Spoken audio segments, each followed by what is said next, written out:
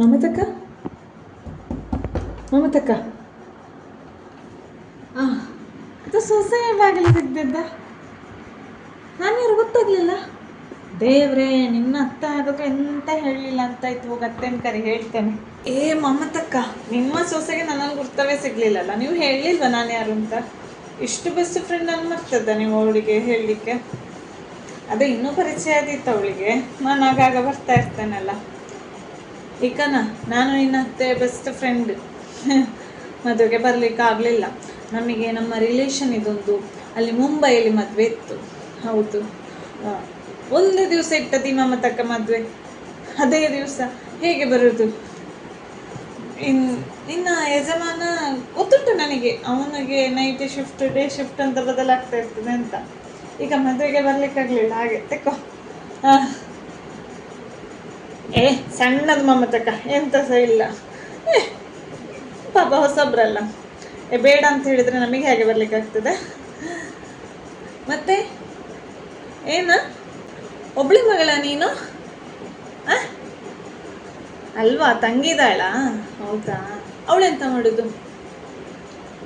Engineer ಆಯ್ತಾ? Job ಸಿಕ್ಕಿದ ಅವಳಿಗೆ? ನೀನು ಸಹ ಇಂಜಿನಿಯರ್ ಅಲ್ಲ? ನಿನ್ನ ಕಂಪನಿಯಲ್ಲಿ ಒಂದು ರೆಫರ್ ಮಾಡು ಅವಳಿಗೆ.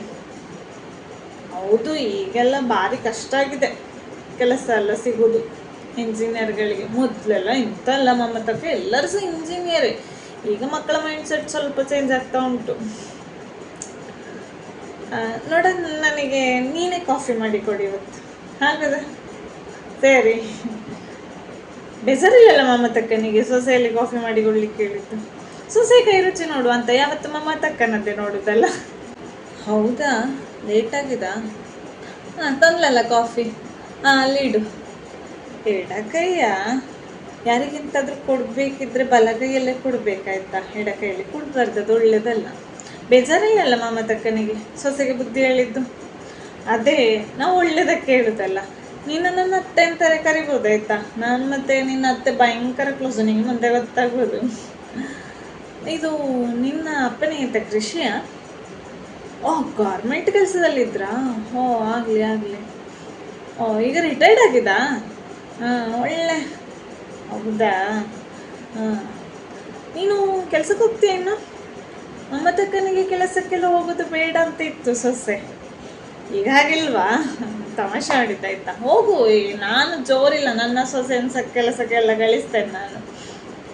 ಎಂತ ನೀನು ಬೇರೆ ಕಂಪನಿ ಹುಡುಕ್ತೇನು? ಹೌದಾ, ಹುಡುಕು. ಈಗ ಒಳ್ಳೇದು.